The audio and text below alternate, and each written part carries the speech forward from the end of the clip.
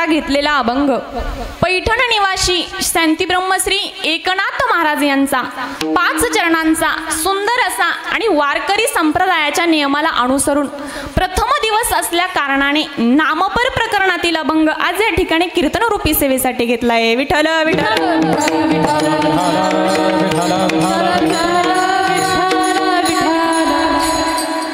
थोडक्यात अभंगाचा साधा सोपा संक्षिप्त भावार्थ असा आहे।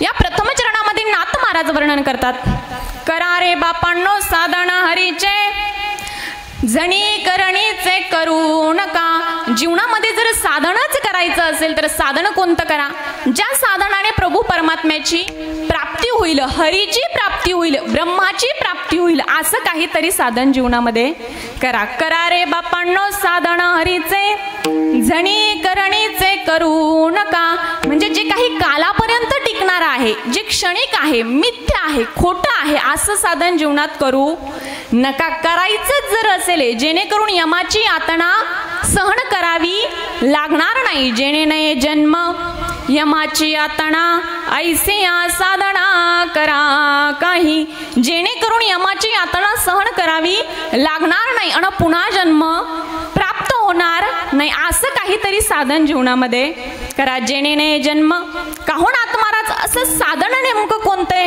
नाथ महाराज म्हणतात, बाबा ते सर्व साधनांचं सार आहे, साधनांचे सार मंत्र बीज हरी आत्मतत्वधरी तोची एक, ते सर्व साधनांचं सार असल्या कारणानं तू त्या प्रभू परमात्म्याचं स्वरूप तू जाणून घे, त्याच्या नामचिंतनाचं स्वरूप तू जाणून घे। जेणे नये जन्म यमाची यातना ऐसी साधना करा काही।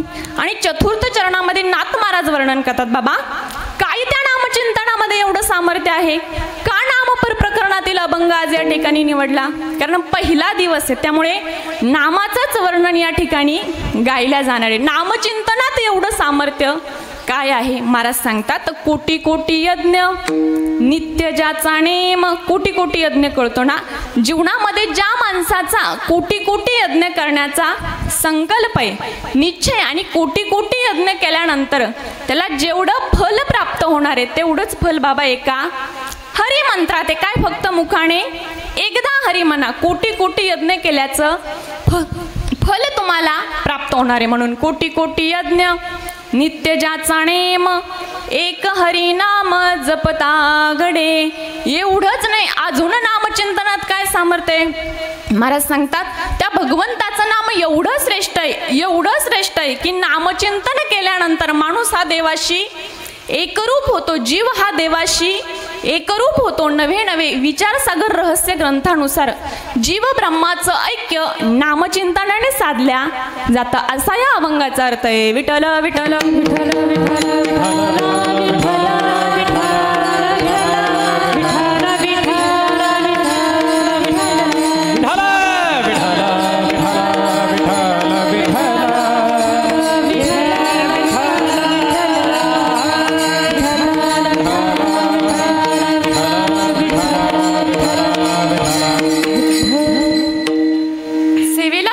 करण्यापूर्वी थोडासा परिहार द्यायचा, म्हणजे तो असा, चालू असलेला हा नामयज्ञ सोहळा, धडाडून पेटलेला हा नामयज्ञ सोहळा, आणि या सोहळ्यामध्ये पहिल्या दिवसाची कीर्तन रूपी सेवा समस्त ग्रामस्थ भजनी मंडळ असेल, तुम्ही सर्व श्रोते मायबाप असतील, तुम्हा सर्वांच्या कृपा आशीर्वादाने आज या ठिकाणी सेवा करण्याचा योग मला प्राप्त झालेला आहे।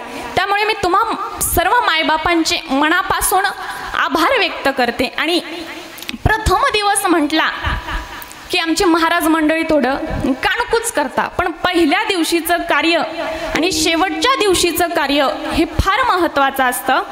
संप्रदाय सांगतं बाबा की पहिल्या दिवशीचा कीर्तनकार आणि शेवटच्या दिवशीचा कीर्तनकार हा बांधलेला असतो। तुम्ही म्हणाल ताई तुम्ही ते एकदम मोकळ्या ढाकळ्या आम्हाला दिसते, मग बांधलेला नेमका कशाने? दाव्याने का? अजिबात नाही। संप्रदाय सांगतं की पहिल्या दिवशीचा कीर्तनकार हा नामाने बांधलेला असतो, त्याने प्रथम दिवशी नामपर प्रकरणातीलच अभंग सेवेकरता घ्यावा आणि जागराच्या दिवशी मागणी परत अभंग घ्यावा आणि काल्याच्या दिवशी चरित्र ते उच्चारावे केले देवे गोकुळी भगवंताच्या चरित्राचं उच्चारण करावा असा संप्रदायाचा नियम आहे. म्हणून सेवेला प्रथम दिवस असल्या कारणाने मी माझं अनंत जन्माचं पुण्य समजेल. विठ्ठल विठ्ठल विठ्ठल विठ्ठल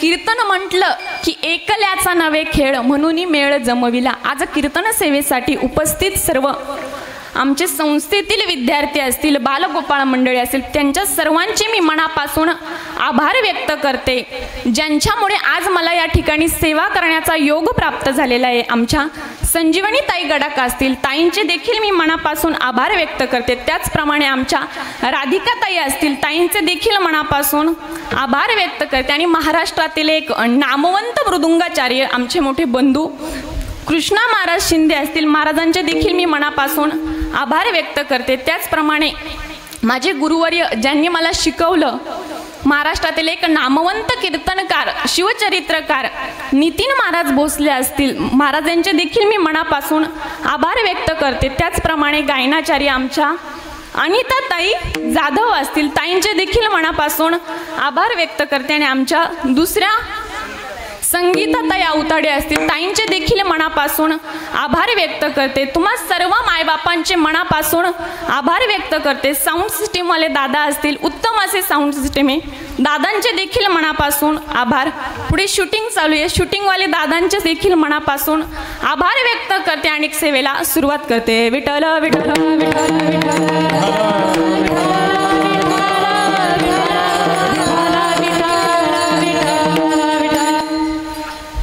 अभंगाकडे वळूया. अभंग हा नाथ महाराजांचा आहे, सुंदर असा 5 चरणांनी सजलेला आहे. आणि जसा माऊलींचा हरिपाठ आहे तसा नाथबाबांचा हरिपाठ आहे. ऐकलाय ना का? आजच ऐकताय नाही? नाथबाबांचा हरिपाठ प्रकरणे 5 संतांचे हरिपाठ शास्त्रामध्ये सांगितले, त्यापैकी नाथबाबांचा हरिपाठ प्रकरणे आणि नाथबाबांच्या हरिपाठातील आजचा हा 20व्या क्रमांकाचा अभंग. कितव्या?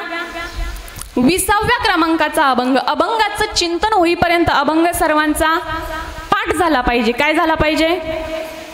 पाठ झाला पाहिजे.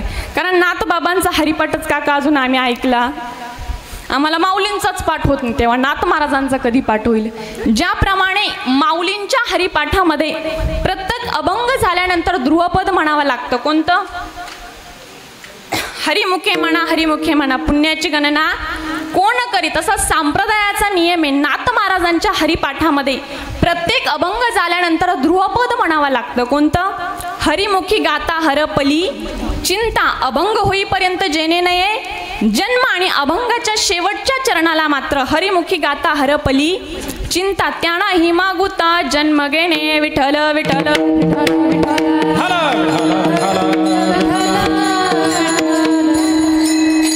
अभंग हा नाथ महाराजांचा आहे, सुंदर असा 5 चरणांनी सजलेला आहे. आणि आजच्या या अभंगामध्ये विठ्ठल विठ्ठल विठ्ठल विठ्ठल विठ्ठल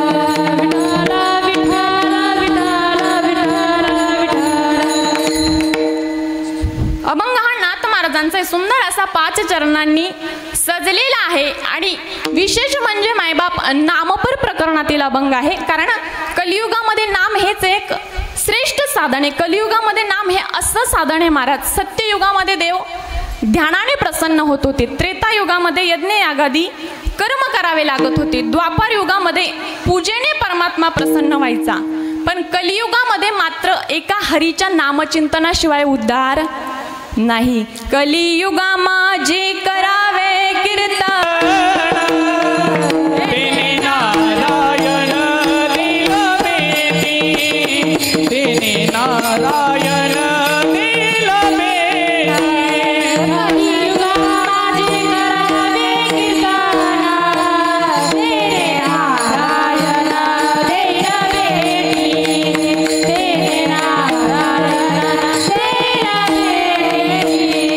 कलियुगा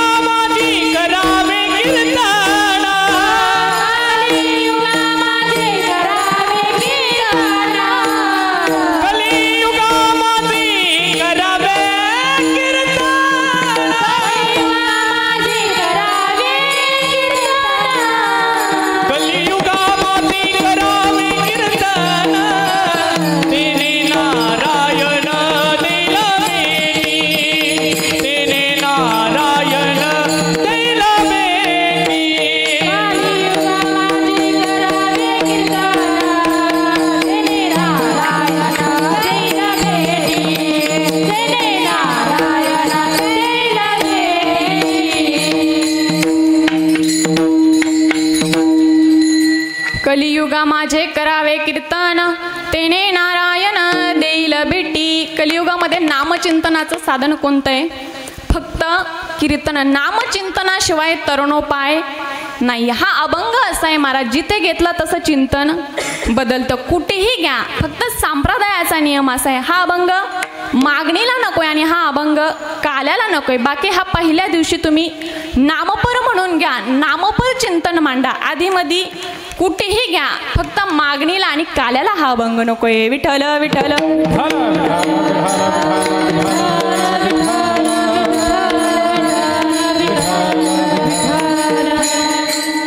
भगवंताचं नाम कसं आहे हे आज या ठिकाणी मांडायचंय. नामपर अभंग आहे म्हणून नाम कसं आहे ते सांगते. शास्त्राचा सिद्धांत आहे. प्रथमतः सर्वांना गीता ग्रंथ माहिती आहे ना? गीता ग्रंथ माहिती आहे ना सर्वांना? एका ग्रंथाचं आज आपण या ठिकाणी चिंतन करणार आहोत. गीतेमध्ये शेवट विष्णू सहस्रनाम सांगितलंय. भगवंताने त्यामध्ये सर्व देवदेवतांच्या नावाचा उल्लेख त्यामध्ये केलेला आहे. विष्णू सहस्रनामामध्ये भगवंताचं नाम किती पवित्र आहे भगवंत सांगताय. पवित्राणाम पवित्रम यो मंगलानाम च मंगलम दैवतम दैवतानाम च भूतानाम यो व्यापितः. देवाचं नाम कसं आहे? पवित्र आहे. ठीक आहे, कळलं आहे आम्हाला. पवित्र आहे म्हणून सर्वांनी घ्यायचं. कुठल्याही कार्याची सुरुवात करा, पण प्रथमतः आपणच घेतो असं नाही. मग मला सांगा, ब्राह्मण देवता लग्न लावत असताना अगोदर कोणाचं नाव घेता? प्रारंभी विनंती करो गणपती विद्या दया सागरा आज्ञान्यत्व हरुणी बुद्धिमती दे आराध्य मोरेश्वरा. मला या ठिकाणी मंगलाष्टकणे म्हणायच्या. मला सांगायचंय काय, ब्राह्मण देवता सुद्धा लग्न लावण्याच्या अगोदर प्रारंभी विनंती करू गणपती. नाही तर तुम्हाला वाटेल आता इथं पंक्ती बसतील की काय, वरण वरण भात भात बुंदी बुंदी, असं काय होणार नाही. मला सांगायचंय काय, ब्राह्मण देवता सुद्धा लग्न लावण्याच्या अगोदर प्रारंभी विनंती करू गणपती. गणपती देवाचं स्तवन करता, मग कार्याला सुरुवात करता. म्हणून कुठलंही कार्य जरा निर्विघ्नपणे पार पाडायचं असेल तर अगोदर नामचिंतन करावं लागतं. तसं पूर्ण सप्ताह निर्विघ्नपणे पार पाडण्यासाठी संप्रदायाचा नियम आहे, पहिल्या दिवशी नामपर अभंग घ्यावा. विठ्ठल विठ्ठल विठ्ठल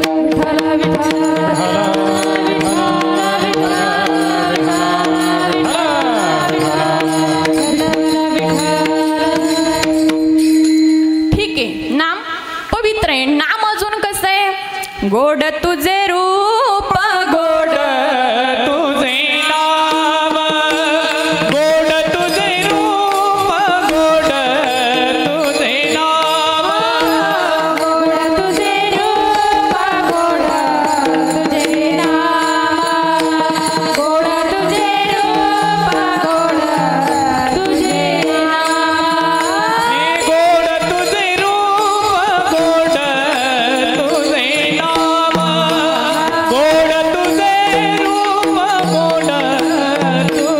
तुझे नाम.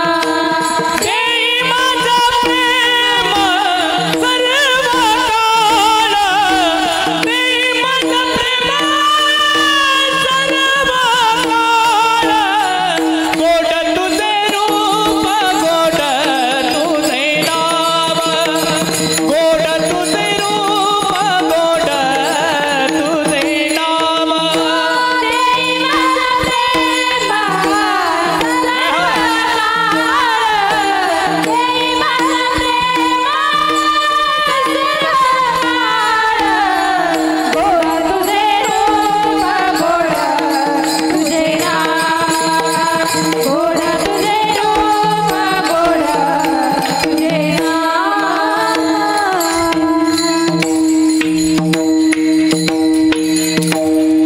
गोड तुझे रूप गोड तुझे नाम, देई मज प्रेम सर्व काळ. भगवंताचं नाम कसं आहे? गोड आहे. आंबा बघितला का? आंब्याची चव कशी आहे? गोड आहे. पण आंब्याच्या चवीपेक्षाही भगवंताचं नाम किती गोड आहे. अमृत माहिती का तुम्हाला? अमृत अमृत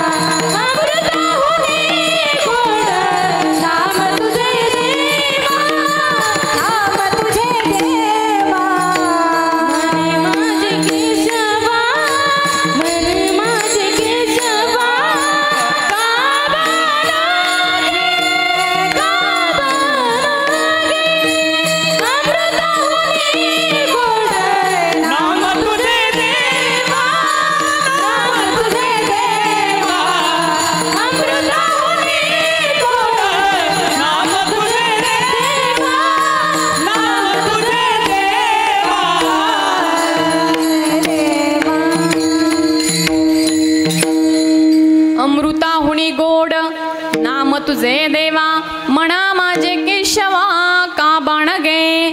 सांगा पंढरी राया काय करू यासी का रूप द्याणासी नये माझ्या मायबाप. भगवंताचं नाम हे अमृतापेक्षाही गोड आहे. अमृताहुनी गोड जिवे गोड तीन. सुरुवातीचं चिंतन ऐकायला थोडं जड जाईल पण सुरुवात ही कशी करावी लागते? चांगलीच करावी लागते. कारण पहिला दिवस आहे त्यामुळे नामाचंच वर्णन या व्यासपीठावरती गायल्या जाणार आहे. उगाच काहीतरी सांगण्यापेक्षा बोलण्यापेक्षा नामाचंच वर्णन या ठिकाणी झालं पाहिजे. म्हणून अमृताहुनी गोड नाम तुझे देवा किंवा जिवे गोड तीन अक्षरांचा रस. एवढंच नाही अजून भगवंताचं नाम कसं आहे? महाराज सांगतात खऱ्यातलं खरंय. अजून कसं आहे? बऱ्यातलं बरंय. सत्य साच खरे. हे सत्य साच खरे. सत्य साच खरे. हो सत्य साच खरे. सत्य साच खरे. हो सत्य साच खरे.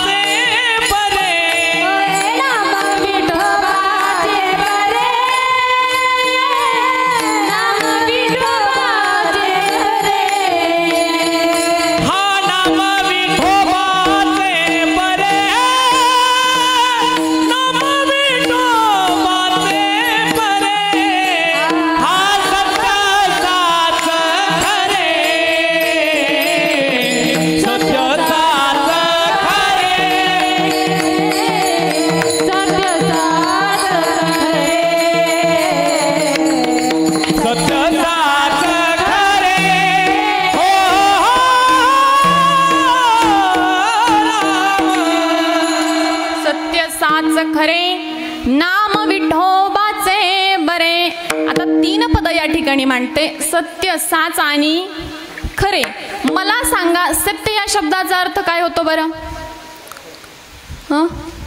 सत्य या शब्दाचा अर्थ बोलत चला. कीर्तन हा ऐकल्याचा खेळ नव्हे. सत्य या शब्दाचा अर्थ खरं. मौलिक ज्ञानोबारांनी सांगितला. साच साच या शब्दाचा अर्थ खरं. सत्य म्हणजे खरं, साच म्हणजे खरं आणि खरं म्हणजे सुद्धा खरंच. तीनही पदांचा अर्थ एकच होतो, तीनही शब्दांचा अर्थ एकच होतो, तरी एकाच अर्थाचे 3 पद महाराजांनी या ठिकाणी वापरले. सत्य, साच आणि खरे. हे फक्त तुम्हा आम्हाला कळण्याकरता. भगवंताचं नाम हे खऱ्यातलं खरं आहे, भगवंताचं नाम हे बऱ्यातलं बरं आहे. एवढंच नाही, महाराज सांगतात सारातलं सारे. नाम अमृत हे सार, हृदयी जपे निरंतर. हे देवा पंढरी रायाचे,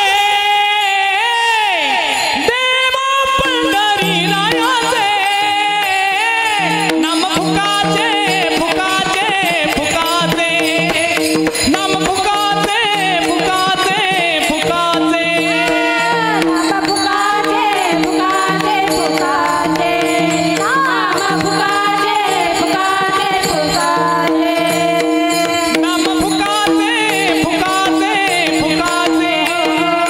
हा देवा पंढरी रायाचे, देवा पंढरी रायाचे, फुकाचे फुकाचे फुकाचे, नाम फुकाचे फुकाचे फुकाचे. देवा पंढरी रायाचे, देवा पंढरी रायाचे, नाम फुकाचे फुकाचे फुकाचे, नाम फुकाचे फुकाचे फुकाचे. नाम अमृत हे सार, हृदयी जपे निरंतर. देवा पंढरी रायाचे. नाम फुकाचे फुकाचे, देवा पंढरी रायाचे.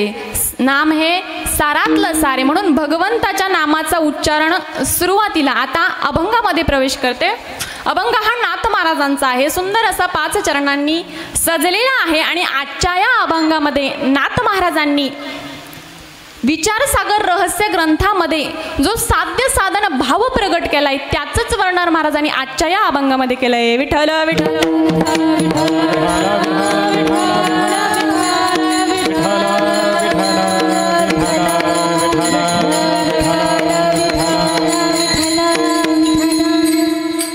आता मला सांगा, तुमचं आमचं हित कशात आहे, तुमचं आमचं कल्याण कशात आहे आणि तुमचं आमचं वाईट कशात आहे, हे तुम्हा आम्हाला कळतं का संतांना?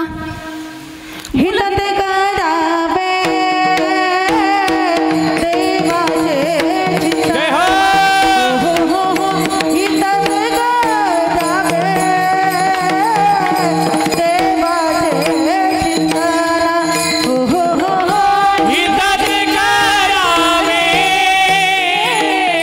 देवाचे चिंतन, हो हिताचे करावे देवाचे चिंतन. करुणिया मान शुद्ध भावे, करुणिया मान शुद्ध भावे, करुणिया मना शुद्ध भावे, करुणिया मना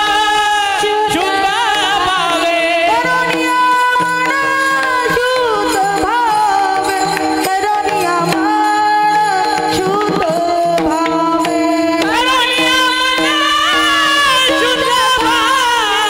करुणिया मना शुद्ध भावे, करुणिया मना शुद्ध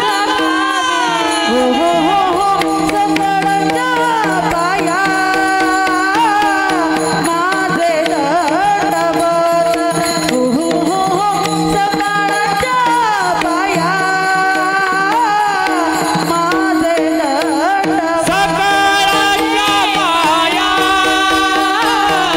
माझे दंडवत,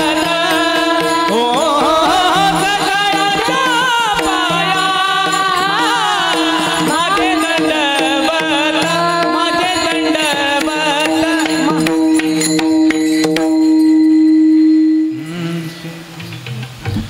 मला सांगा, तुमचं आमचं हित कशात आहे आणि कल्याण कशात आहे, कोणाला कळतं? मायबाप संतांना कळतं. म्हणून निळोबारायांनी एका प्रमाणात म्हटलंय, हे शोधोनिया आले संत, शोधोनिया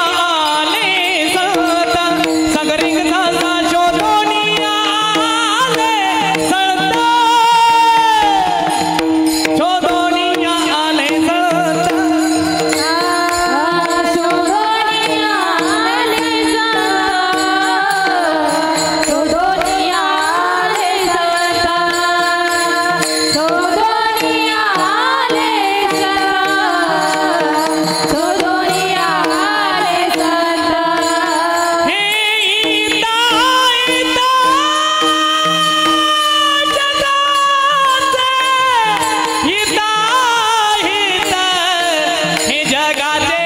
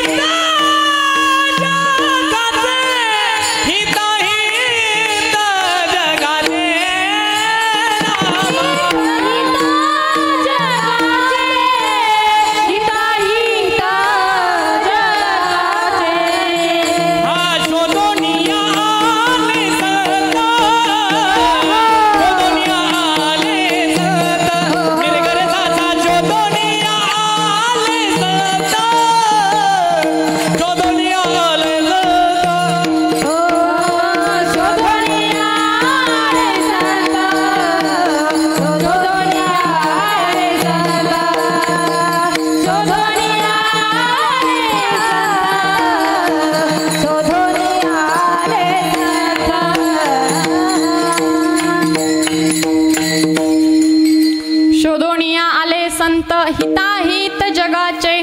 तुमचं आमचं हित कशात आहे, तुमचं आमचं कल्याण कशात आहे, तुमचं आमचं वाईट कशात आहे, कोणाला कळतं मायबाप?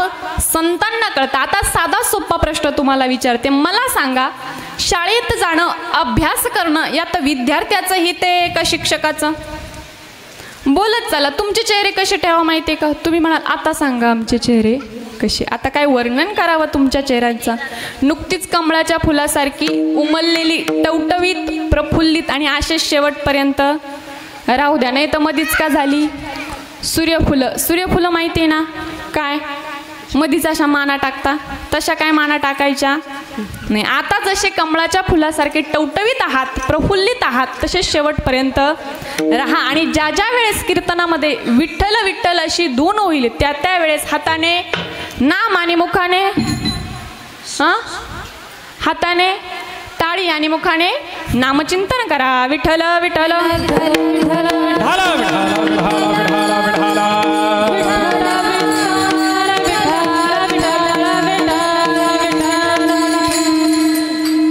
मला सांगा शाळेत जाणं अभ्यास करणं यात विद्यार्थ्याचं हित आहे का शिक्षकाचं? विद्यार्थ्याचं हित आहे. तरी सुद्धा महाराज आपल्या खेड्याकडची मंडळी, खेड्याकडची कार्टी 10-10 दिवस शाळेत जात नाही का? तर त्यांचं हित कशात आहे हे त्यांना कळत नाही. एक पोरग 10 दिवस शाळेत गेले नाही, त्याचे शिक्षक त्याला घरी घेण्याकरता आले. त्याचे आजोबा घरात होते. आजोबा म्हटले बाळ्या बाळ्या लप लवकर, तुझे शिक्षक तुला घरी घेण्याकरता आले. तो म्हटला आजोबा मला लपण्याची अजिबात गरज नाही. म्हटले का? म्हटले मला लपण्याची अजिबात गरज नाही, खरी लपण्याची गरज तुम्हाला आहे. म्हटले मला लपण्याची काय गरज? अरे बाळा तू लप. अहो आजोबा खरी लपण्याची गरज मला नाही, खरी लपण्याची गरज तुम्हाला आहे. म्हटले झालं काय? गेले 10 दिवस झाले. गेल्या 10 दिवसापूर्वी मी माझ्या शिक्षकांना सांगितलंय काय माझे आजोबा वारले. एवढी आगाऊ कार्टी महाराज, एवढी आगाऊ कार्टी का? तर त्यांचं हित कशात आहे हे त्यांना कळत नाही. आता कीर्तनाला येता येता एका ठिकाणी आम्हाला रस्ताच कळत नव्हता. एक लहान पोरग चाललं होतं. म्हटलं बाळा इकडे ये रे, भयाळाला जाणारा रस्ता नेमका कोणता येते सांग. तो म्हटलं ताई तुम्ही कोण? म्हटलं आज तिथे अखंड हरिनाम सप्ताह सुरू होणार आहे, तिथले पहिल्या दिवशीचे कीर्तनकार आम्ही आहोत. तो म्हटलं ताई कीर्तन किती ते किती? म्हटलं 7 ते 9. मग एवढ्या लवकर काय तिथे जेवण वाढून ठेवलंय? चला जरा आपण चहा घेऊ म्हटले. चहा घेऊ म्हटल्यानंतर त्याने आम्हाला घरी नेलं आणि अंगणात खुर्च्या वगैरे टाकल्या. आम्ही बसलो आणि घरासमोर 5-6 म्हशी बांधलेल्या होत्या. सहज मला प्रश्न पडला. म्हटलं बाळा या सर्वच्या सर्व म्हशी दूध देतात का रे? सहज प्रश्न पडला म्हणून विचारलं. म्हटलं बाळा या सर्वच्या सर्व म्हशी दूध देतात का रे? तो म्हटला नाही ताई आपल्याला काढावं लागत. एवढी आगाऊ कार्टी. विठ्ठल विठ्ठल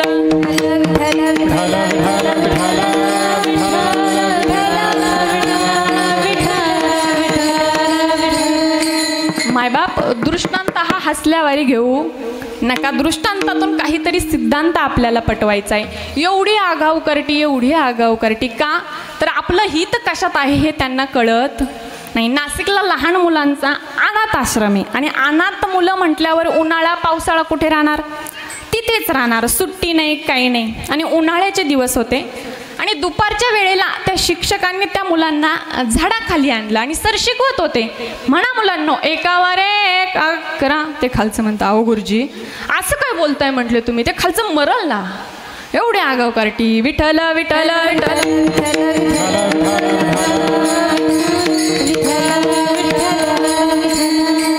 मला सांगा काय एवढा आगावपणा. तर त्यांचं हित कशात आहे त्यांना कळत नाही. मला सांगा काही मुलं शाळेत जातात, शिक्षकांच्या शिकवण्याकडे त्यांचं लक्ष नसतं, जातात पण लक्ष नसतं. काही जातात तर खेळातच रममान होता. याचा अर्थ विद्यार्थ्याचं खरं हित कशात आहे हे त्याला कळत नाही. मग कळतं कुणाला? शिक्षकांना कळतं की विद्यार्थ्याचं हित कशात आहे. गुरुजीला कळतं बाबा शिष्याचं हित कशात आहे, म्हणून शिक्षकांना कळतं विद्यार्थ्याचं हित कशात आहे. म्हणून बऱ्याचदा शिक्षक मुलगा जर चुकला अर्भकाच्यासाठी पण ते हाते धरली पाटी. महाराजांनी वर्णन करावं, मुलाचं हित होण्याकरता शिक्षक त्याला वेळ प्रसंगी शिक्षाही करतात. पण शिक्षा कसली? आता सारखी छडीची, आता छडीची पण राहिलेली नाही. मग नाथ महाराजांच्या हरिपाठातील अभंग सेवे करता घेतलाय, त्यामुळे नाथ महाराजांच्याच हरिपाठातील प्रमाण सांगते. नाथ महाराज नाथ हरिपाठामध्ये 9व्या अभंगाच्या 2ऱ्या चरणात वर्णन करतात. काय माया गेली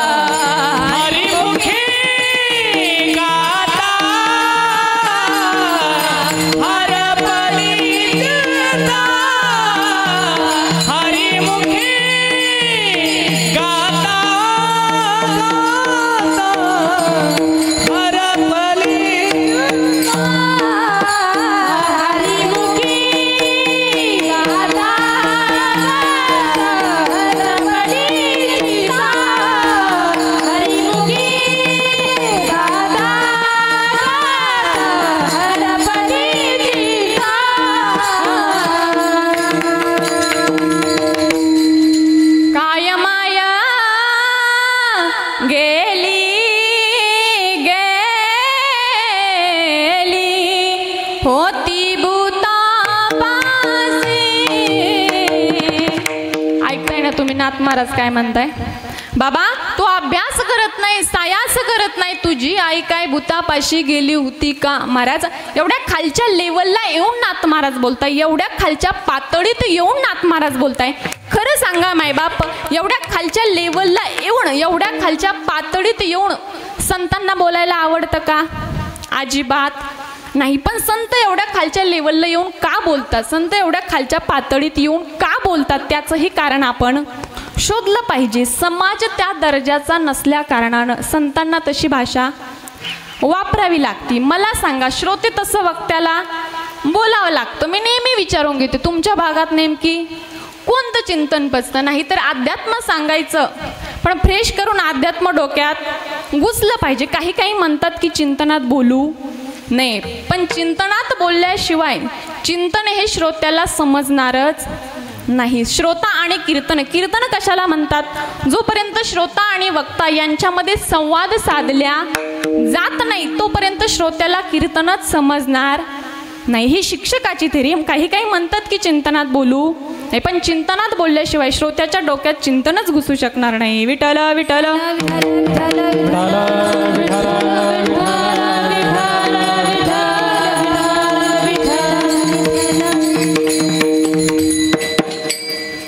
एवढ्या खालच्या पातळीत येऊन नाथ महाराज बोलताय, बाबा तू नामचिंतन करत नाही.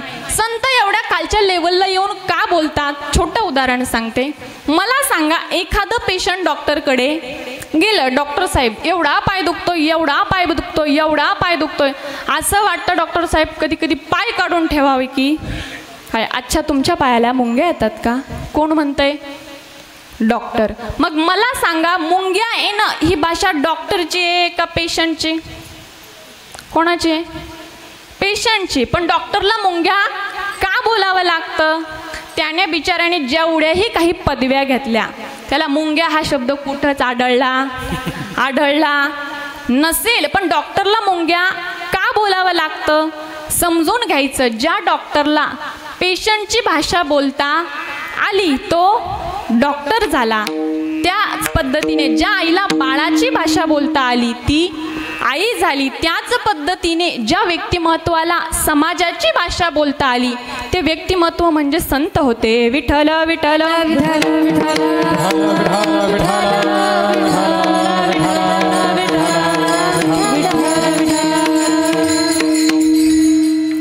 तुम्ही म्हणाल तर एवढी बडबड कशासाठी? तर एवढी बडबड त्याच्यासाठी आहे महाराज. आजच्या या अभंगामध्ये नाथ महाराज अधिकारवाणीतून बोलताय, अधिकार परत्वे सांगताय. याचा अर्थ संतांना सांगण्याचा अधिकार आहे का? आहे, नक्कीच आहे. त्याचं कारण असं आहे, जी गोष्ट आपल्याला दुसऱ्या समोर मांडायची आहे ना त्या गोष्टीचा प्रथमतः आपण स्वतःने अनुभव घेतलेला हवा. पण आता उलटच होतंय.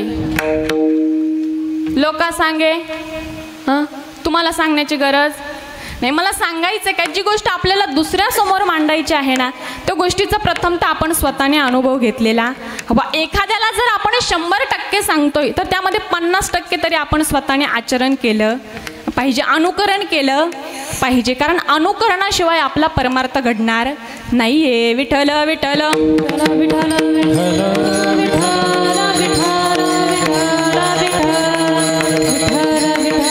अनुभव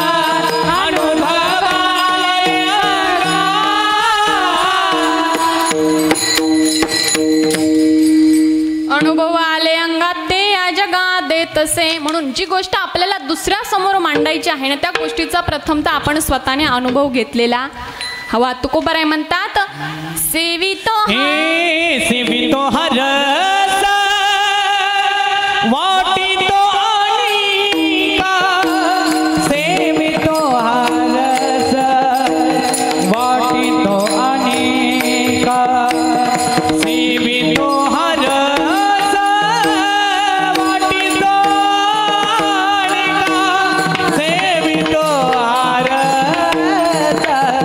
वाटितो अनिका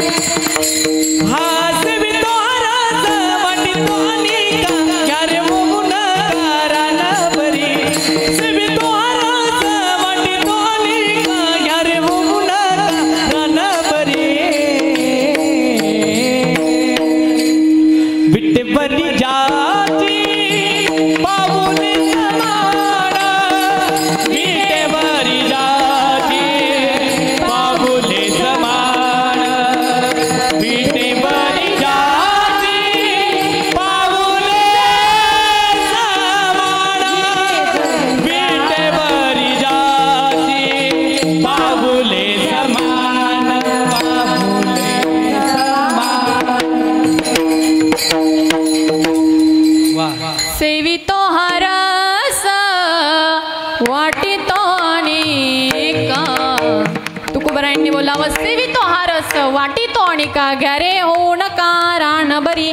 दुसऱ्यांना सांगण्याचा अधिकार केव्हा आहे जेव्हा त्या गोष्टीचा प्रथमतः आपण स्वतःने अनुभव घेतलेला हवा. तुकोबाराय म्हणतात तुका म्हणे आम्हा एकांताचा वास ब्रह्मी ब्रह्मरस सेऊ सदा. तुकोबारायांनी ब्रह्मरसाची गोडी प्रथमतः स्वतःने चाखली आणि मग जगासमोर मांडण्याचा प्रयत्न केला. याचा अर्थ संतांना सांगण्याचा अधिकार आहे का? आहे, निश्चितच आहे. मग अशी ताईंनी प्रमाण दिलं अनुभव आले अंगात ते या जगा देत असे. प्रथमतः अनुभव घेतला आणि मग जगासमोर मांडण्याचा प्रयत्न केला. याचा अर्थ नाथ महाराजांना सांगण्याचा काही अधिकार आहे का? आहे, नक्कीच आहे. अनुभव आले अंगा प्रथमतः अनुभव घेतला आणि मग जगासमोर मांडण्याचा प्रयत्न केला. याचा अर्थ अनुभव हा सांगण्याचा आहे का? अनुभव हा देण्याचा आहे का? याचा विचार आपण नंतर करू. पण आजच्या या अभंगामध्ये नाथ महाराज म्हणतात बाबांनो जीवनामध्ये जर साधनच करायचं असेल तर साधन कोणतं करा? ज्या साधनाने प्रभू परमात्म्याची प्राप्ती होईल, हरीची प्राप्ती होईल, ब्रह्माची प्राप्ती होईल असं काहीतरी साधन जीवनामध्ये करा. जे काही कालापर्यंत टिकणारं आहे असं साधन करू नका. अभंगाचं पहिलं चरण. करा रे बाबा साधन हरीचे. करा रे बाबा साधन हरीचे. करा रे बाबा साधन हरीचे. करा रे बाबा साधन हरीचे. करा रे बाबा साधन हरीचे. करा रे बाबा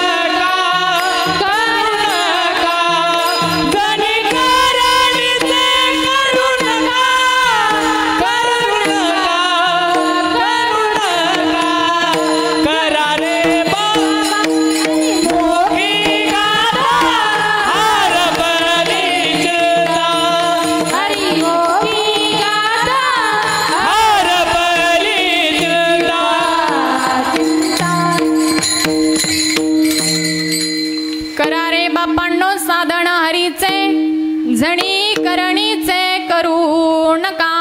अभंगाच्या प्रथम चरणामध्ये नाथ महाराज वर्णन करतात. बाबांनो, जीवनामध्ये जर साधनाचं करायचं असेल तर साधन कोणतं करा? ज्या साधनाने प्रभू परमात्म्याची प्राप्ती होईल, हरीची प्राप्ती होईल, ब्रह्माची प्राप्ती होईल, असं काहीतरी साधन जीवनामध्ये करा. झणी करणीचे करू नका. याचा अर्थ जे काही कालापर्यंत टिकणार आहे, जे क्षणिक आहे, मिथ्या आहे, असं साधन जीवनात करू नका. असे साधनं नेमकी कोणती आहे? गारुडी माहिती आहे का तुम्हाला? गारुडी कुठे असतो? गारुडी तमाशात. मग कुठे असतो? यात्रेत बघता ना तुम्ही गारुड्याचा खेळ. गारुडी काय करतो? खडा घेतो, खडा आणि खड्याचा. मी सांगत नाही, पंडित निश्चलदास स्वामी विचारसागर रहस्य ग्रंथामध्ये वर्णन करतात. गारुडी काय करतो म्हणे? खडा घेतो, खडा आणि खड्याचा रुपया करून दाखवतो. अजून गारुडी काय करतो? दुसरं उदाहरण महाराजांनी सांगितलं. दोरी घेतो, दोरी आणि दोरीचा सर्प करून दाखवतो. मला सांगा, गारोड्याने केलेला खड्याचा रुपया आणि गारोड्याने केलेला दोरीचा सर्प हा कुठपर्यंत सत्य हो? बोलत चला. सत्य नाही. तुम्हाला म्हणायचंय सत्य नाही. गारोड्याने केलेला खड्याचा रुपया जर खरा असता तर मला तरी असं वाटतं, माझं तरी वैयक्तिक मत असं आहे, गारोड्याला दारोदारी जाऊन भीक मागण्याची वेळ आली नसती. गारोड्याने केलेला दोरीचा सर्प जर खरा असता तर मला तरी असं वाटतं, गारोड्याला दारोदारी जाऊन सर्पाचं ओझं घेऊन फिरण्याची वेळ आली नसती. याचा अर्थ गारोड्याने केलेला खड्याचा रुपया आणि गारोड्याने केलेला दोरीचा सर्प हा काही कालापर्यंत सत्य, काही क्षणिक आहे, मिथ्या आहे. याचा अर्थ झणी करणीचे करू नका. म्हणजे जी काही कालापर्यंत टिकणारी जी साधना आहे, त्याच पद्धतीने हा संसार कुठपर्यंत सत्य, क्षणिक आहे, मिथ्या आहे, असं करू नका. विठ्ठल विठ्ठल विठ्ठल विठ्ठल.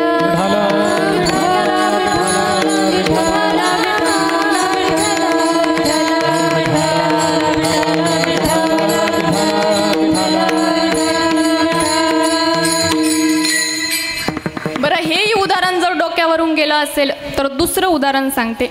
मला सांगा, तुम्हाला मृगजळ माहिती का? मृगजळ. बरं जाऊ दे, झळाया माहिती का? झळाया माहिती ना? आमच्याकडे त्याला झळाया म्हणतो. तुमच्याकडं? आमच्याकडं मेल्यानंतर माणसं चालतात. तुमच्याकडं? तुमचं नाम सारखंच आहे ना? काय म्हणतात? झळाया म्हणतात. बरं मला सांगा, या झळाया कधी दिसतात? तो सकाळी 7 वाजता आणि संध्याकाळी 7 वाजता. मग कधी दिसतात? दुपारी 12-1च्या दरम्यान आपल्याला त्या भासत असतात. काय? झळा. याचा अर्थ मृगजळ जे दिसतंय ते क्षणिक आहे, मिथ्या आहे. मृगजळ कधी दिसतं? सकाळी 7 वाजता आणि नाही, दुपारी 12-1च्या दरम्यान आपल्याला ते भासत असतं. याचा अर्थ याचं अस्तित्व काही कालापर्यंत सत्य आहे, क्षणिक आहे, मिथ्या आहे. याचाच अर्थ महाराज म्हणतात, जी काही कालापर्यंत टिकणारी साधना आहे करू नका. मला सांगा, गोदावरी जशी ब्रह्मगिरीहून निघाली, बंगालच्या उपसागराला जाऊन मिळाली, तशी तुम्हाला कीर्तनाला येता येते. कुठे? मृगजळाची, झळायांची नदी पाहिली का? पाहिली का?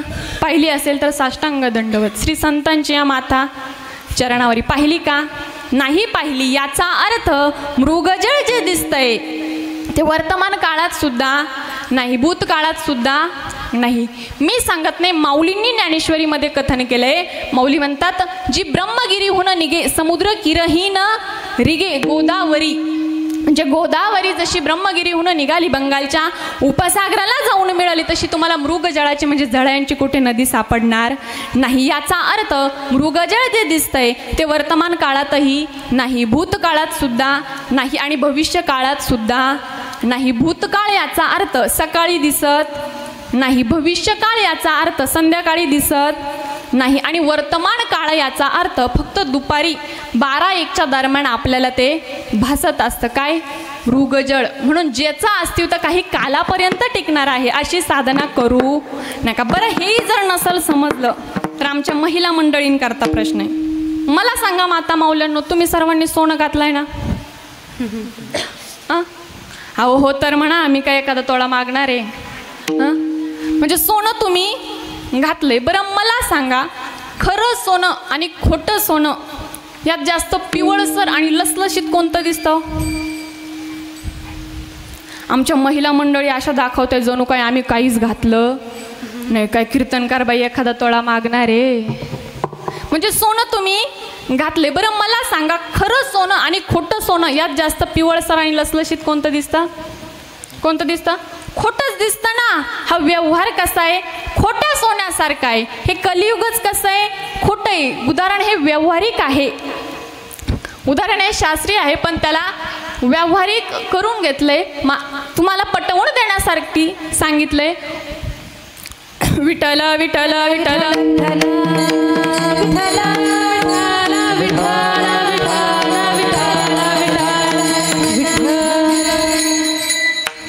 हा संसार कसा आहे? खोट्या सोन्यासारखा आहे. जे खोटं काहीतरी घडतंय त्याला जास्त आव आलेला आहे, जे लौकिक आहे आव त्याला जास्त आलेला आहे. म्हणून बऱ्याचदा लटिका व्यवहार सर्व हा संसार वाया दार हरी वीणा, वाया धार हरी वीणा. लटिका व्यवहार सर्व हा संसार वाया धार हरी वीणा, वाया धार हरी वीणा. लटिका व्यवहार सर्व हा संसार, लटिका व्यवहार सर्व हा संसार, लटिका व्यवहार सर्व हा संसार वाया धार हरी वीणा, वाया धार हरी वीणा. लटिका व्यवहार सर्व हा संसार वाया धार हरी वीणा, वाया धार हरी वीणा. लटिका व्यवहार सर्व हा संसार वाया रजार हरी विन. हे खोटं आहे बाबा. विठ्ठल विठ्ठल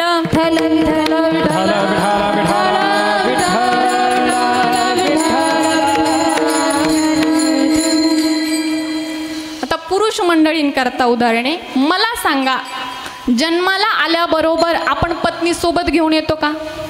घेऊन येतो का? नाही. मध्यंतरी पत्नीचा संग आपल्याला घडतो. निश्चलदास स्वामी वर्णन करतात, मध्यंतरी पत्नीचा संग घडल्यानंतर काही कालानंतर पत्नी वारते. वारू नये पण वारली. आता हे रडत बसतं. बरं मला सांगा, रडतं का बरं? पत्नी खरी वाटल्यामुळं. मला सांगा, जर खरी असती तर याला सोडून गेली असते का? नसती गेली. पण महाराज काही कालापर्यंत पत्नी सत्य वाटल्या कारणाने दुःख झाला, रडत बसला. याचाच अर्थ महाराज सांगतात, जी काही कालापर्यंत टिकणारी जी साधना आहे, प्रभूला प्राप्त करायचं असेल, परमात्म्याला प्राप्त करायचं असेल, जेणेकरून यमाची यातना सहन करावी असं वाटत नसेल तर अशा प्रकारची साधना करू नका, जेणेकरून यमाची यातना सहन करावी लागणार नाही आणि पुन्हा जन्म प्राप्त होणार नाही. याकरता काय करा? महाराज अभंगाच्या हे जने नाही जन्म यमाची यातना, देने नाही जन्म यमाची यातना, जने नाही जन्म यमाची यातना, जने नाही जन्म यमाची यातना. ऐसी आसात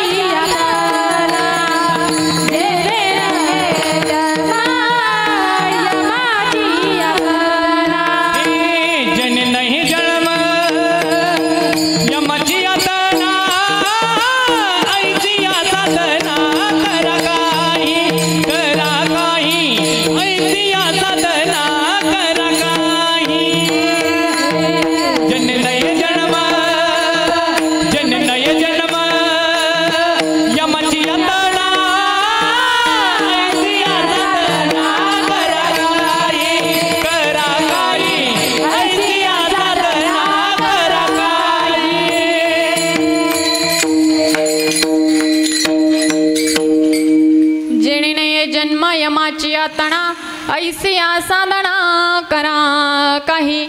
नाथ महाराज अभंगाच्या दुसऱ्या चरणामध्ये सांगतात, जेणेकरून यमाची यातना सहन करावी लागणार नाही आणि पुन्हा जन्म प्राप्त होणार नाही. जेणे जन्म. महाराज मी कधी कधी असा विचार करते की नाथ महाराजांनी या 20व्या क्रमांकाच्या अभंगामध्ये फार विचार करून हे 2 शब्द घातले असावे. कोणते? जेणे जन्म आणि यमाची यातना. कारण जन्म घेणं ही सोपं नाही आणि मरणही सोपं नाही. कारण नाथ महाराजांना माहीत होतं. सुरुवातीला आपण नामावरती बोललो, आता दुसऱ्या चरणामध्ये देहावरती बोलणार आहोत. जन्म घेणंही सोपं नाही आणि मरणही सोपं नाही. कारण नाथ महाराजांना माहीत होतं जन्माला आल्यापासून दुःख आहे ते 4 चौघांच्या खांद्यावर जाईपर्यंत दुःखाचे. अर्थात गर्भापासूनच माणसाच्या दुःखाला सुरुवात होते. जगद्गुरु तुकोबारायांचं गाथ्यामध्ये 61 अभंगाचं नाट प्रकरण आहे. जगद्गुरु तुकोबाराय गाथ्यामध्ये 5व्या अभंगात वर्णन करतात. काय सांगू गरमीची यातना माझा भोगीता नारायणा, माझा मळा मूत्र जाणा तुझा क्षणोक्षणा ध्यात से. काय सांगू गरमीची यातना माझा भोगीता नारायणा. एवढंच नाही, प्रथम गेला गर्भीवास काय ते सांगावे सायास, दुःख भोगिले नवही मास आलो जन्मास एथवरी. गर्भात किती दुःख भोगावं लागतं महिला मंडळ. तिथं काय 10 बाय 10 त्यातच राहा. AC नाही, कलर TV नाही, फ्रीज नाही. कुठलं सांगते मी हे? गर्भातलं व्यवस्था नाही. मग त्याला शास्त्रीय स्पेशल शब्द आहे काय? अवस्था. अवस्था जिथे बघायला मिळते. हा गर्भात असताना देवाकडे विनंती करतो, देवा या दुःखातून मला एकदा सोडव. एक वेळ करी या दुःखा वेगळे, एक वेळ करी या दुःखा वेगळे, दूर नाचे जाणे उगवणे,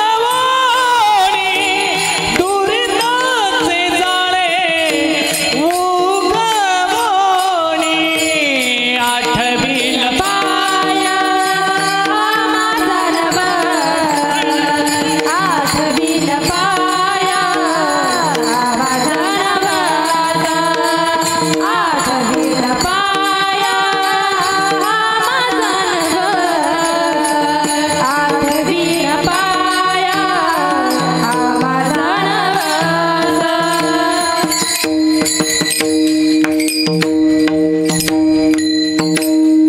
एक वेळ करी या दुःखा वेगळे. हा गर्भात असताना देवाकडे विनंती करतो, देवा एकदा की मी बाहेर आलो की तुझं नामचिंतन करेल. कुठपर्यंत? आता देवही दीनदयाळू आहे, कृपावत्सल आहे महाराज. देव याला गर्भातून बाहेर सोडवतो. हा गर्भातून बाहेर आल्यानंतर देव याला म्हणतो, का रे म्हटलं होतं ना बाहेर आल्यानंतर तुझं नामचिंतन करेल, आता करशील का? हा म्हणतो, केव्हा केव्हा केव्हा. कळतंय ना तुम्हाला का फक्तच कळतंय? कारण कळण्यातही 2 प्रकारे. काहींना मनापासून कळतं, काहींना फक्तच कळतं. मग तुम्हाला नेमकं कोणतं कळतं? मनापासून कळतं. हा गर्भातून बाहेर आल्यानंतर देवाला म्हणतो, देवा केव्हा म्हटलं होतं मी तुझं नामचिंतन करेल. याचा अर्थ गर्भात अफाट दुःख आहे. गर्भातून बाहेर येताना किती दुःख आहे. मदलासा प्रकरणामध्ये मदलासेने वर्णन केलंय बाळा. नवमास कष्टलासी 10 वेळे प्रसूत झाली, एताची कर्माडा तुझी मना टकली, अकंत तुझ्या ननी दुःखदाय मुकाली, स्मरे त्यारी हरा समजो जोरे बाळा. बाळा अनंत जन्मापासून 9 महिने 9 दिवस आईच्या गर्भात राहिला. पण गर्भातून बाहेर येताना जर तुझं पाप आडवं आलं तर बाळाची मान गर्भात अटकते. हे झालं गर्भातून बाहेर येतानाचं दुःख. कोण वर्णन करतंय? मदलासा. मदलासा कोण होती? एक सामान्य स्त्री होती ना. आपणही कोण आहोत? स्त्रियाच आहोत. पण मदलासा बाळाला झुके देत असताना अजून काय उपदेश करते? बाळा, हा देह नाशिवंता मळमूत्राचा बांधा वरी चर्म घातले रे कुर्म कीटकांचा सांदा रवरव दुर्गंधी रे मंगळतीचा बांधा. बाळा, हा देह नासकाय कुचकाय सडकाय, त्यामुळे तू काय कर? प्रभू परमात्म्याचं नामचिंतन कर. मदलासा ही स्त्रीच होती ना, आपणही स्त्रियाच आहोत. पण आपण आपल्या बाळाला काय उपदेश करतो? बाळा, हा देह छे छे, आमच्या बाळाला एवढा मोठा उपदेश पचणारच नाही. मग आमचा उपदेश कसा असतो? बाळा, यू यू छू छू हडहाड असा आमचा उपदेश महाराज. मदलासा ही स्त्रीच होती. ज्या वयामध्ये छत्रपती शिवाजी महाराजांना मा जिजाऊ आईसाहेबांनी तलवार कशी हातात धरावी याची शिकवण दिली होती, त्या वयामध्ये आम्ही आमच्या मुलांना, बाळा कोणत्या मामाची पोरगी करतो? लहान्या मामाची करतो का मोठ्या मामाची करतो? अशी आमची शिकवण आहे. मदलासा ही स्त्रीच होती ना, आपणही स्त्रियाच आहोत. मदलासा काय उपदेश करते? बाळा, 9 महिने 9 दिवस आईच्या गर्भात राहिला, पण गर्भातून बाहेर येताना जर तुझं पाप आडवं आलं तर बाळाची मान गर्भात अटकते. हे झालं गर्भातून बाहेर येतानाचं दुःख. बालपणामध्ये किती दुःख आहे. शाळेत जाऊ वाटत नाही पण जावं लागतं. घरी राहिलं तर आईचा धाक आणि शाळेत गेलं तर गुरुजीचा धाक. बालपणामध्ये अनेक वेगवेगळ्या प्रकारचं दुःख सांगता येईल. तरुणपणामध्ये किती दुःख आहे. तरुणपणातील दुःख सांगण्याचा माझा अधिकार नाही. म्हातारपणामध्ये किती दुःख आहे महाराजांनी वर्णन करावं. मज नाही हात पाय डोळा पडली झापड कर्ण हे बधीर झाले वाचा बोले बोबड नाका मुका गळू लागले लाड आणि शेंबूड श्वान परी गती झाली अवघी करीती हडाड तुम्ही संत माय बाप एवढा उपकार करा न्यामजते तमरी दाखवा दिनांचा सोयरा. प्रथमतः बालपण संपल्यानंतर तरुणपण संपल्यानंतर तुम्हाला वाटतं का पणाने आपल्याला सोडलं? शेवट एक पण तयार होते. कोणचा पण? सरपण. विठ्ठल विठ्ठल विठ्ठल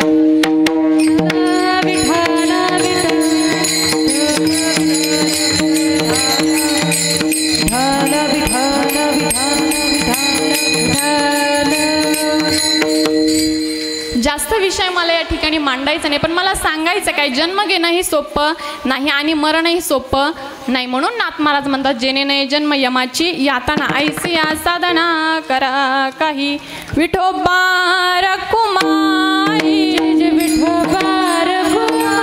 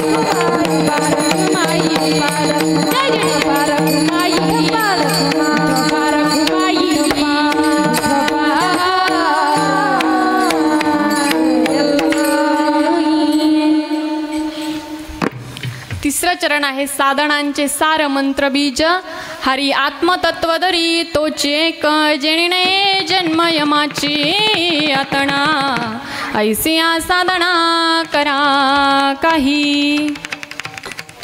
आज कीर्तन सेवेसाठी ज्यांनी मला गोड अशी मृदुंगाची साथ केली महाराष्ट्रातील एक नामवंत मृदुंगाचार्य आमचे कृष्णदादा शिंदे असतील, दादांची मनापासून आभार व्यक्त करते। त्याचप्रमाणे संस्थेतील सर्व टाळकरी बालगोपाळ मंडळी सर्वांचे मनापासून आभार व्यक्त करते। आमच्या संजीवनी ताई गडाका असतील ज्यांच्यामुळे मला संजीवनी ताई शिंदे असतील ताईंचे देखील मनापासून आभार व्यक्त करते। त्याचप्रमाणे आमच्या राधिकाताई शिंदे असतील ताईंचे सुद्धा मनापासून आभार व्यक्त करते आणि महाराजांचे देखील मनापासून आभार व्यक्त करते। आमच्या दोन्ही ताईंचे देखील मनापासून आभार व्यक्त करते आणि अभंगाच्या शेवटच्या पूर्ण अभंगामध्ये आपण विचारसागर रहस्य ग्रंथाचा विचार केला। आता शेवटी जाता जाता एक बघायचं आहे, पंचदशी ग्रंथ नामचिंतनात किती सामर्थ्य आहे 2च मिनिटात सांगते आणि सेवेला पूर्णविराम देते। बघा, पंचदशी हा ग्रंथ लिहिला विद्यारण्य स्वामींनी। हा ग्रंथ तयार होण्याच्या अगोदर विद्यारण्य स्वामींनी 14 वर्ष गायत्री मंत्राचा जप केला। पैशाची प्राप्ती होण्याकरता 14 वर्ष गायत्री मंत्राचा जप केला। नामचिंतनात किती सामर्थ्य आहे हे मला सांगायचं आहे। 14 वर्ष गायत्री मंत्राचा जप करूनही गायत्री माता प्रसन्न झाल्या नाही। विद्यारण्य स्वामी वैतागले, संन्यास घेऊन टाकला आणि 14 वर्ष होऊन गेल्यानंतर गायत्री मातेने त्यांना भेट दिली।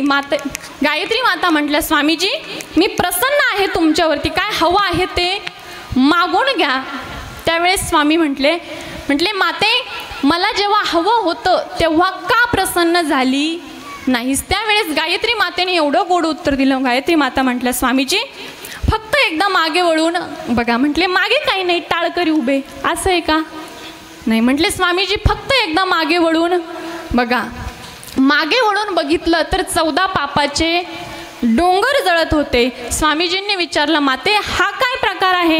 त्यावेळेस गायत्री मातेने सांगितलं, म्हटले स्वामीजी तुम्ही 14 वर्ष गायत्री मंत्राचा जप केला मान्य आहे मला, पण मी इतक्या वर्ष तुम्हाला का भेट दिली नाही? त्याचं कारण असं आहे, तुमचं मागच्या जन्मीचं पाप शिल्लक होतं, तुम्ही नामचिंतन केलं मान्य आहे मला, पण मी इतक्या वर्ष तुम्हाला का भेट दिली नाही? आता मला सांगा, आपण आपल्या शेतामध्ये बाजरी काढतो, गहू काढतो, काढतच असतो, मग आपण अगोदर जुनी बाजरी खातो का नवी?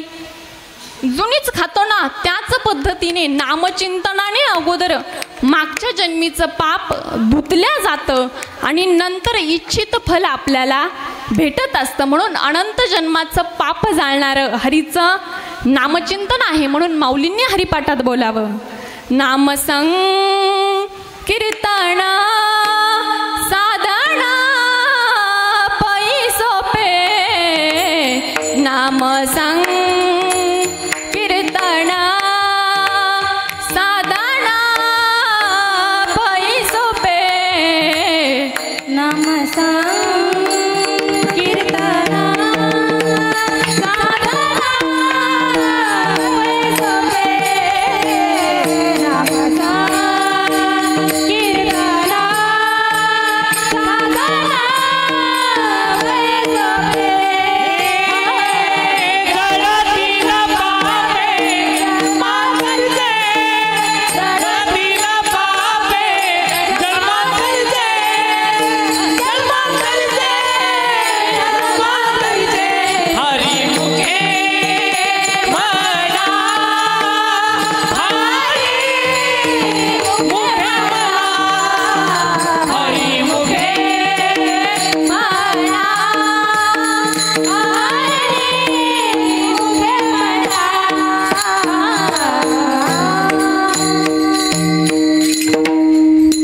नामसंग संकीर्तन साधन पै सोपे, जळतील पापे जन्मांतरीचे। महाराज सांगतात अनंत जन्माचं पाप जाळणारं हरीचं नामचिंतन आहे। एवढंच नाही, अजून नामचिंतनात काय सामर्थ्य महाराज अभंगाच्या शेवटच्या चरणात सांगतात, हे एका जनार्दनी नाव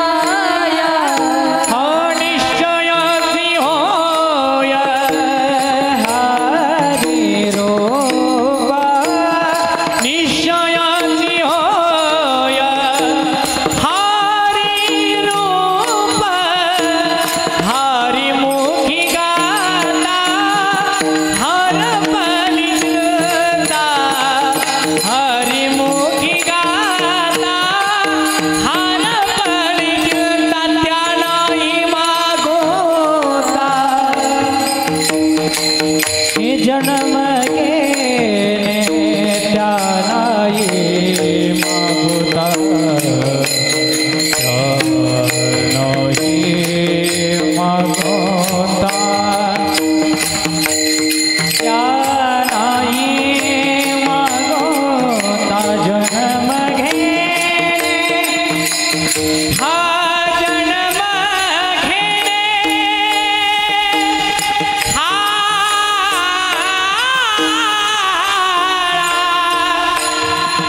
हे त्या नाही मागुता हा जन्म घेणे जन्म घेणे त्या नाही मागुता जन्म घेणे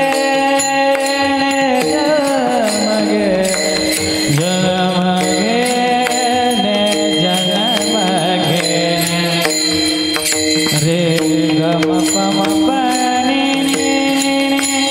सानि धनि द पम पम गम ग रे ग रे सा सा सानि धनि द पम पम ग रे ग रे सा रे गम पम पम पद पदनि धनि दा नाही मागोता रे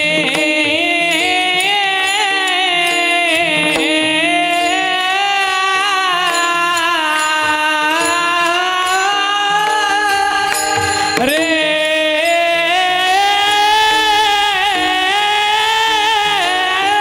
रावा त्या